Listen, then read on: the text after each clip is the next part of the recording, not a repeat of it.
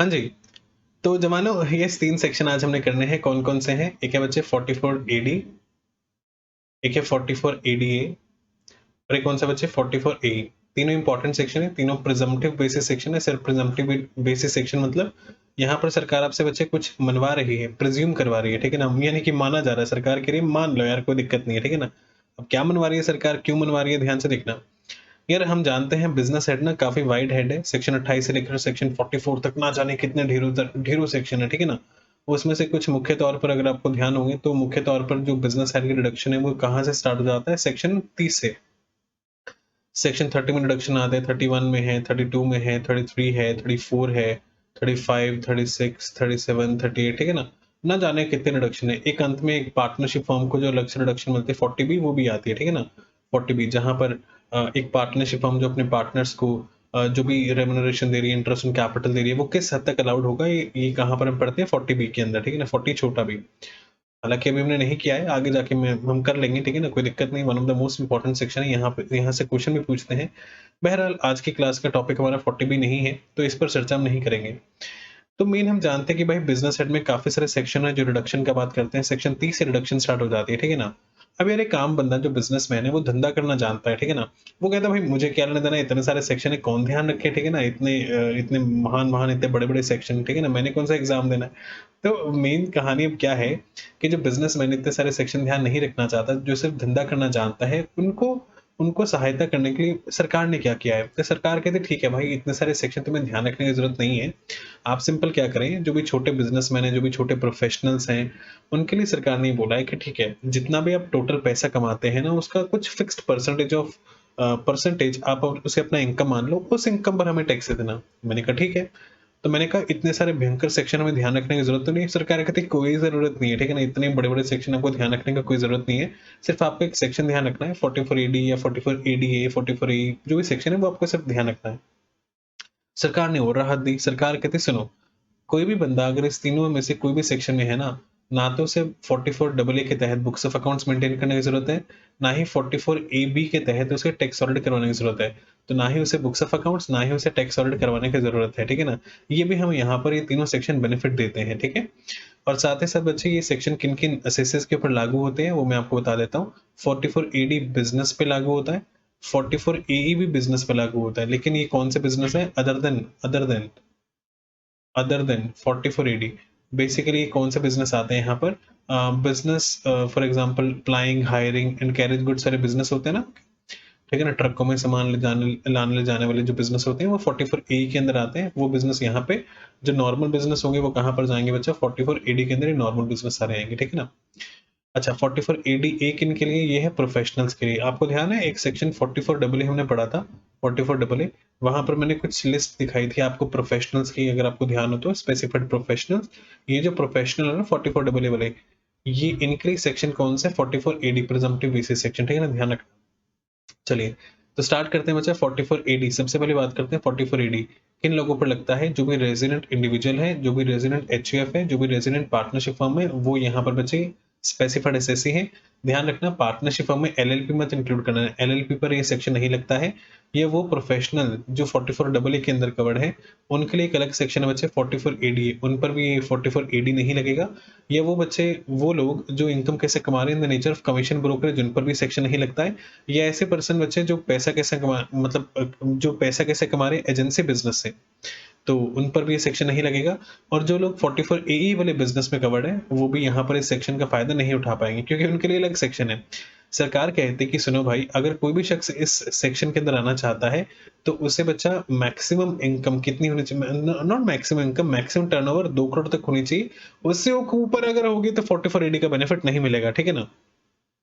Sir आप कह रहे हो कि मैक्सिमम टर्नओवर 2 करोड़ होनी चाहिए। क्या जिसका टर्नओवर सर 1.5 करोड़ है, क्या वो यहाँ पर आ सकता है? बिल्कुल आ सकता है, 2 करोड़ से कम में बिल्कुल आ सकता है।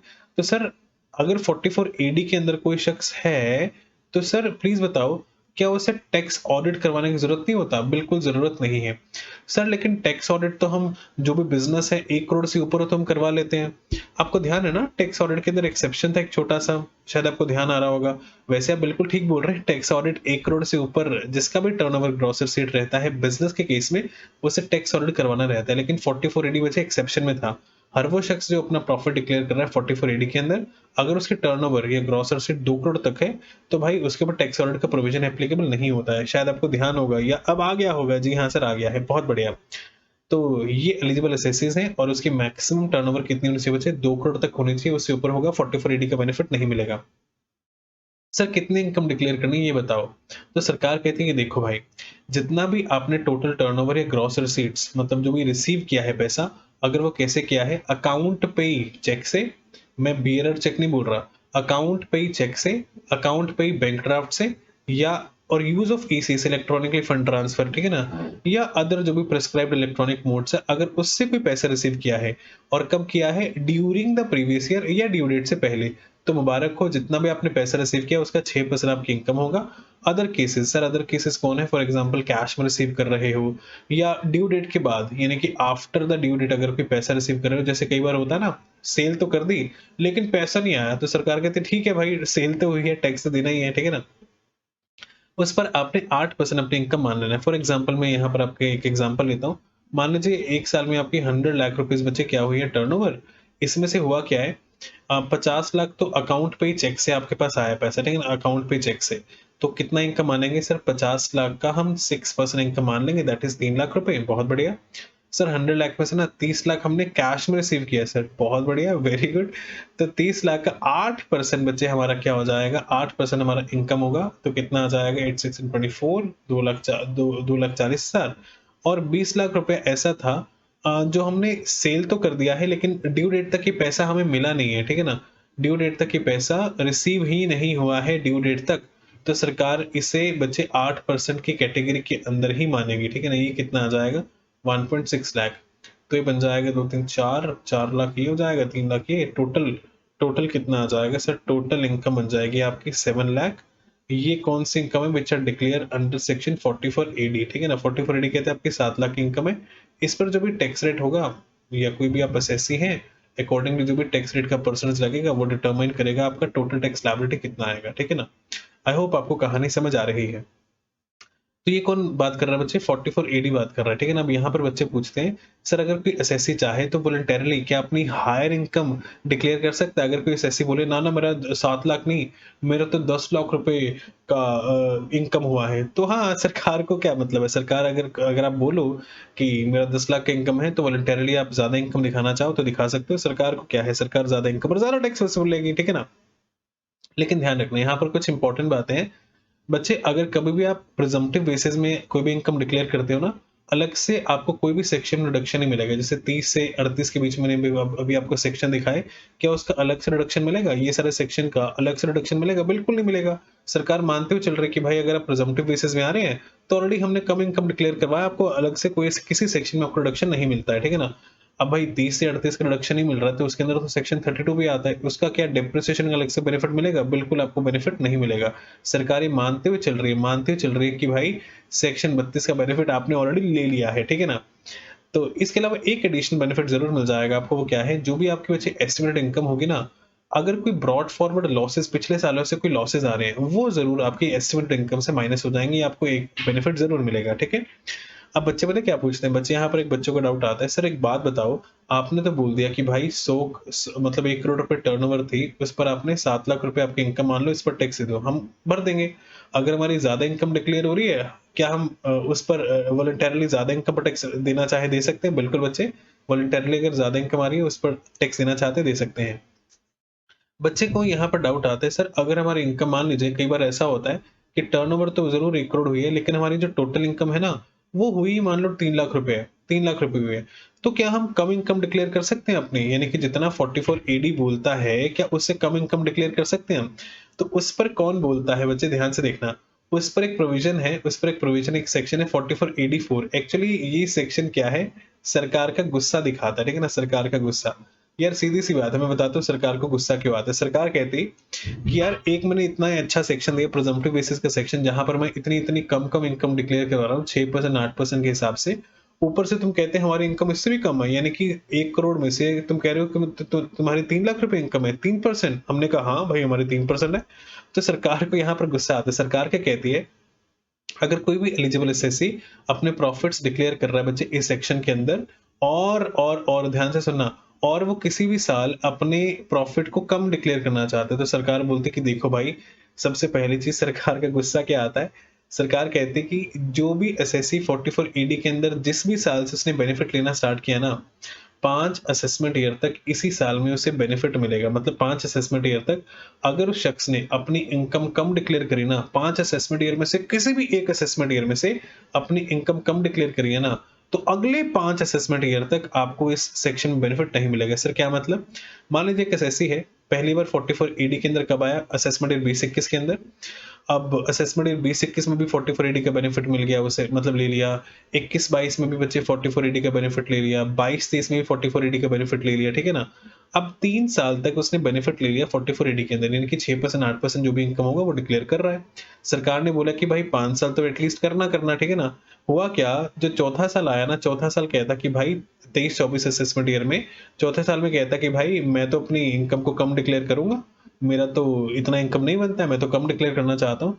तो सरकार कहती कि देखो भाई, अगर आप ऐसा करोगे ना, मतलब पहले 5 साल में से किसी भी एक साल कम प्रॉफिट डिक्लेयर कर रहे हो, तो जिस भी साल आपने पहली बार ऐसी हरकत करी, मान लो 23-24 में आपने ऐसी हरकत कम प्रॉफिट डिक्लेयर करना चाहते हो, कर लो, लेकिन उसके अगले 5 असेसमेंट ईयर तक आपको 44 एडी का बेनिफिट नहीं मिलेगा। अगले 5 कब से होंगे? 23-24 में तो आपने कम डिक्लेयर कर दिया, 24-25 असेसमेंट ईयर से लेकर 28-29 असेसमेंट ईयर, ऐसा ये 5 साल होंगे जहां पर आप 44 एडी का बेनिफिट नहीं उठा पाएंगे। ये कौन बोल रहा है? 44 एडी 4 बोल रहा है। 44 एडी 4 इज सरकार का गुस्सा, ठीक है ना?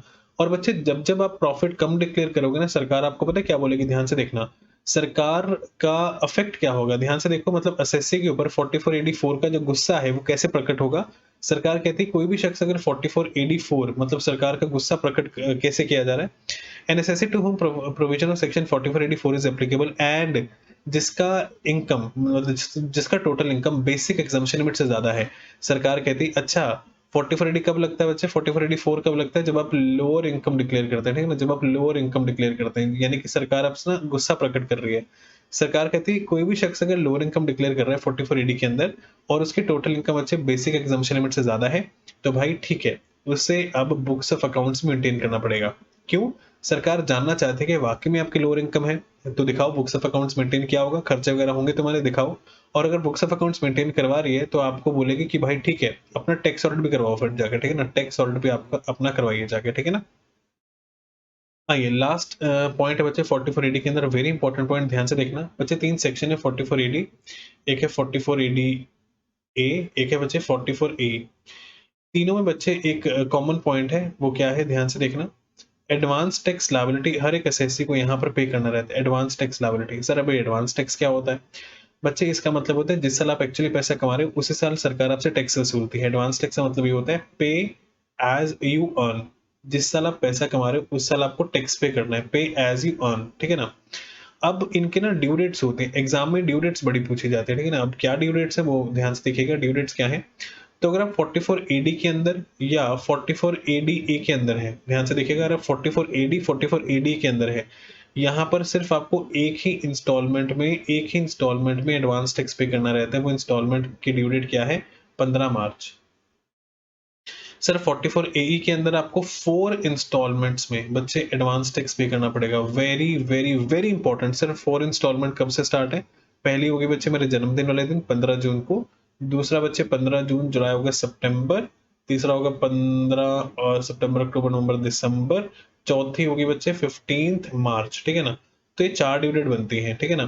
तो यहाँ पे क्या बोला जा रहा है कि आपको एडवांस टैक्स जो भी पे करना है 4 इंस्टॉलमेंट में पे करना है, 4 इंस्टॉलमेंट। तो क्वेश्चन बनेगा, क्या हर प्रिजम्पटिव सेक्शन में एक ही इंस्टॉलमेंट में एडवांस टैक्स लायबिलिटी पे करनी होगी? नहीं, 44 एडी और 44 एडी ए सिर्फ 2 सेक्शन है जहां पर आपको एक इंस्टॉलमेंट में ही एडवांस टैक्स लायबिलिटी पे करनी है। बाकी जो भी सेक्शन आते हैं वहां पर आपको बच्चा 4 इंस्टॉलमेंट में ही एडवांस टैक्स लायबिलिटी पे करना रहेगा। 44A के अंदर 4 इंस्टॉलमेंट में आपको अपना एडवांस टैक्स लायबिलिटी खत्म करना है, ठीक है ना? चलिए, बड़े ध्यान से देखिएगा आगे। बात करते हैं बच्चा 44 एडीए का। तो ये किस पर लगता है बच्चे? प्रोफेशनल्स के ऊपर। अब ध्यान से देखा कौन से प्रोफेशनल बच्चे? ये वही प्रोफेशनल है जो आपको कहां पर गिवन थे? 44 डबल ए के अंदर गिवन थे। लेकिन स्पेसिफाइड प्रोफेशनल मतलब लॉयर है, डॉक्टर है, इंजीनियर है, आर्किटेक्ट है, चार्टर्ड अकाउंटेंट है, कंपनी सेक्रेटरी है, इंटीरियर डेकोरेटर, ठीक है ना? तो ये सारे एलिजिबल प्रोफेशनल है। और मेन चीज यहाँ पर क्या होनी चाहिए? 44 एडीए किन प्रोफेशनल के ऊपर लग रहा है? जो कि रेजिडेंट है, ठीक है ना? पहली चीज तो ये। दूसरा, आपका बच्चे मैक्सिमम जो ग्रॉस रिसीट्स है वो कितना होना चाहिए? 50 लाख। 50 लाख से ऊपर है अगर आप ग्रॉस रिसीट तो बड़े प्रोफेशनल है, 44 डबल एडीए का बेनिफिट आप नहीं उठा सकते हैं। सर कितनी इनकम प्रिज्यूम की जा रही है? तो बोला कि जितना पैसा रिसीव कर रहे हैं उसका 50%। सर क्या? हाँ आपने ठीक सुना। तो अगर कोई ऐसे बच्चे बिजनेस कर रहा है तो 44 एडी वहां पर क्या बोला जाता है? जितनी टर्नओवर हुई है उसका 6% या 8% आपकी इनकम माना जाएगा। ये सुनो, यहाँ पर क्या है? प्रोफेशनल के केस में 44 एडीए के केस में यहाँ पर बोला गया कि जितनी आपकी टर्नओवर हो रही है उसका 50% आपकी इनकम। सर ऐसा क्यों? बच्चे बिजनेस में देखो यार, टर्नओवर ज्यादा होती है ना तो भाई उनके खर्चे भी ज्यादा होते हैं और उनकी इनकम इसीलिए कम होती है, ठीक है ना? प्रोफेशनल को ऐसे जितने खर्चे नहीं होते। मान लीजिए एक सीए है, उसने अपना क्लिनिक वगैरह, क्लिनिक तो क्या मतलब सीए ने एक ऑफिस खोल रखा है, वहां पर क्या खर्चा होता होगा? मान लीजिए रेंट का खर्चा है, ठीक है ना, स्टेशनरी का खर्चा है, या इलेक्ट्रिसिटी का खर्चा है, ठीक है ना, छटपुट से और खर्चे होंगे। वहां तो इंटर्न भी उन्हें फ्री के भाव पर मिल जाता है, ठीक है ना? इंटर्न्स वगैरह जो आते हैं, आर्टिकल्स वगैरह जो आते हैं काम करने, फ्री के भाव, उनको तनख्वाह भी नहीं देते इतना, ठीक है ना? तो मेन चीज यहाँ पर यही समझाना चाह रहा हूँ कि सीए में अगर कोई बिजनेस स्टार्ट भी कर रहा है तो सीए का ऐसे बहुत खर्चे नहीं होते। तो सरकार यही बोलती है कि भाई जो प्रोफेशनल है, छोटे प्रोफेशनल है, जितना भी पैसा रिसीव करते हैं ना, जो कि उनका तो ग्रॉस रिसीट से जितना भी पैसा रिसीव करते हैं प्रोफेशनल फीस से, उनमें ज्यादा खर्चे नहीं होते, तो इसीलिए 50% उनकी इनकम मानी जाती है, ठीक है ना? 50% ऑफ इनकम अपना डिक्लेयर करते हुए चलेंगे वो। आई होप आपको बात समझ आ रहा है। सर क्या एसएससी अगर चाहे, यानी कि प्रोफेशनल अगर चाहे, तो क्या हायर इनकम डिक्लेयर करना करना चाहे तो कर सकता है? बिल्कुल मेरे बच्चे, यहाँ तो सरकार क्यों मना करेगी? बिल्कुल, अगर आप चाहते हैं तो हायर इनकम डिक्लेयर करना चाहते कर सकते हैं। अच्छा, अगर कोई ऐसे बच्चे 44 एडी के अंदर आ रहा है, तो क्या आपको एडिशनल डिडक्शन मिलेगा 44 एडी के अंदर? 30 से 38 के बीच में बिल्कुल नहीं मिलेगा। अगर डिडक्शन एडिशनल नहीं मिलेगा तो सरकार डिप्रिसिएशन जो सेक्शन 32 में आप अवेल करते हैं वो भी यही मानते हुए चलेगी कि आपने ऑलरेडी अवेल कर लिया है। एडिशनल डिप्रिसिएशन का अलग से और कोई बेनिफिट आपको नहीं मिलेगा। लेकिन हाँ, एक आपका जरूर फायदा हो सकता है, जो भी आपके एस्टिमेटेड इनकम है बच्चे, उसमें से ब्रॉड फॉरवर्ड जो लॉसेज है, पिछले साल से आए हुए लॉसेज, वो जरूर माइनस हो सकते हैं। कोई भी दिक्कत नहीं है। यहाँ भी बच्चे यही सेम चीज है। अगर कोई एसएससी बच्चे अपनी इनकम को कम डिक्लेयर करना चाहता है, कर सकता है। कैसे? ध्यान से देखना। एनएसएससी का declare is income lower than the estimated income, लेकिन उससे क्या करना पड़ेगा? अपने books of accounts 44 double A के अंदर मेंटेन करने पड़ेंगे, और 44 ए बी के अंदर उसे बच्चे टैक्स ऑडिट भी करवाना पड़ेगा। टैक्स ऑडिट भी करवाना पड़ेगा।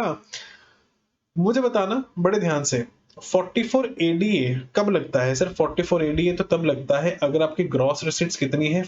50 लाख तक है। और टैक्स ऑडिट कब होता है? सर टैक्स ऑडिट तब होता है, अगर प्रोफेशनल के केस में टैक्स ऑडिट तब होता है अगर आपका ग्रॉस रिसीट 50 लाख से ऊपर है। तो कॉन्ट्राडिक्टरी नहीं लग रहा आपको? ध्यान से देखो, टैक्स ऑडिट कब होता है वैसे? कोई भी प्रोफेशनल जिसका ग्रॉस रिसीट 50 लाख से ऊपर है तो टैक्स ऑडिट। और यहां पर क्या बोला जा रहा है? ध्यान से देखिएगा, यहां पर क्या बोला जा रहा है? Very very very important.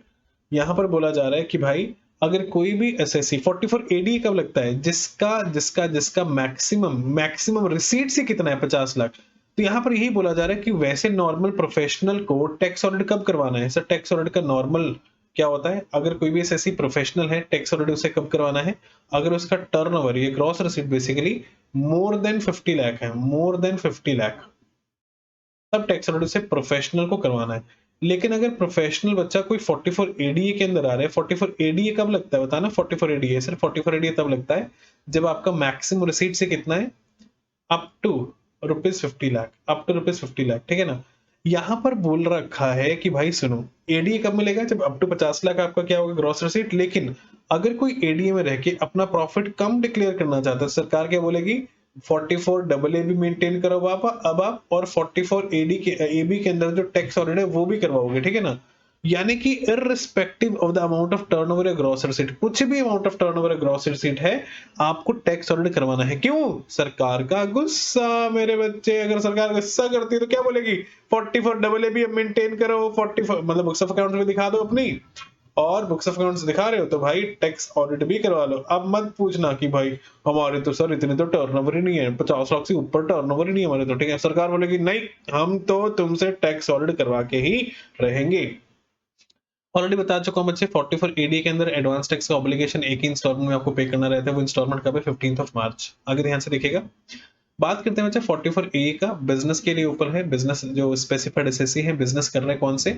Of plying, hiring and leasing of goods carriage, जो ट्रक वगैरह नहीं होते, ठीक है ना, सामान को लाना ले जाना, गुड्स कैरेज जो होते हैं उनकी फ्लाइंग, हायरिंग और लीजिंग ऑफ गुड्स कैरेज। तो यहाँ पर क्या बोलेगा, कंडीशन क्या है? कोई टर्नओवर का कंडीशन नहीं लगाया। सरकार बोल रही है कि सुनो भाई, जैसे 44 एडी के अंदर क्या था कि मैक्सिमम टर्नओवर 2 करोड़ तक होनी चाहिए। 44 एडी के अंदर मैक्सिमम ग्रॉस रिसीट 50 लाख तक होनी चाहिए। यहां पर बोला गया कि भाई किसी भी समय प्रीवियस ईयर के दौरान आपके पास मैक्सिमम जो गुड्स कैरेज है वो 10 से ज्यादा नहीं होने चाहिए, ठीक है ना। तो यहाँ पर गुड्स कैरेज का लिमिट है, maximum number of goods carriage कितने होने चाहिए? 10 किसी भी समय प्रीवियस ईयर के अंदर, ठीक है ना। अगर 11 हो गए किसी भी समय आपके पास, तो 44 ए के अंदर जो बेनिफिट मिलेगा वो नहीं मिलेगा आपको, जो मिलना चाहिए वो नहीं मिलेगा। यहाँ पर भी इनकम अच्छी एस्टिमेट करवाई जा रही है। कितनी इनकम है ध्यान से देखेंगे, डिपेंड करेगा कि आपका जो गुड्स कैरेज है वो हैवी है या other than heavy, basically light है। अगर तो हैवी है तो 1000 रुपए per ton of gross vehicle weight आपका इनकम मान लिया जाएगा, और ये इनकम पर मंथ का होगा। फॉर एग्जांपल मान लीजिए अगर आपके पास कोई ऐसा व्हीकल है, हैवी व्हीकल, जिसका जो ग्रॉस वेट है वो कितना है बच्चे? 15 टन।